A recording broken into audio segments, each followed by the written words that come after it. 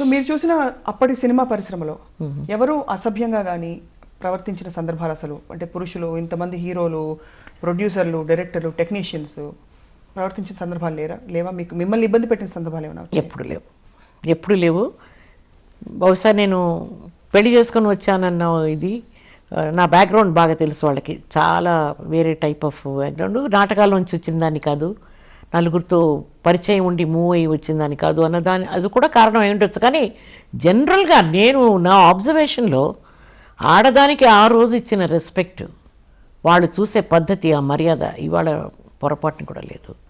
మన వాళ్ళే అసలు ఎగబడుతుంటే లేడీస్ సైడ్ నుంచి కూడా తప్పు ఉందమ్మా ఇప్పుడున్న వాళ్ళల్లో. ఇది షో బిజినెస్, నేను తప్పని నేను అనలేదు, బట్ దానికి కూడా ఒక you should have a demarcation somewhere that you don't lose your entity. నువ్వు ఒక ఆడదానిగా నీకున్న గౌరవం లేకుండా నువ్వు ఇష్టం వచ్చినట్టు స్టేట్మెంట్స్ ఇచ్చి ప్రీ మ్యారిటల్ రిలేషన్షిప్ తప్పు కాదు, why do you bring all this into discussion? నీకు ఎందుకు అవసరం వచ్చింది? మనం కాన్సన్ట్రేట్ చేయాల్సింది ఒకటే, మాతృత్వం చచ్చిపోయింది ఇవాళ. వాళ్ళు పెళ్ళిళ్ళు చేసుకోకుండా ఉండబట్టి అఫ్కోర్స్ నాకు కూడా పెద్ద I don't very much believe in the institution of marriage.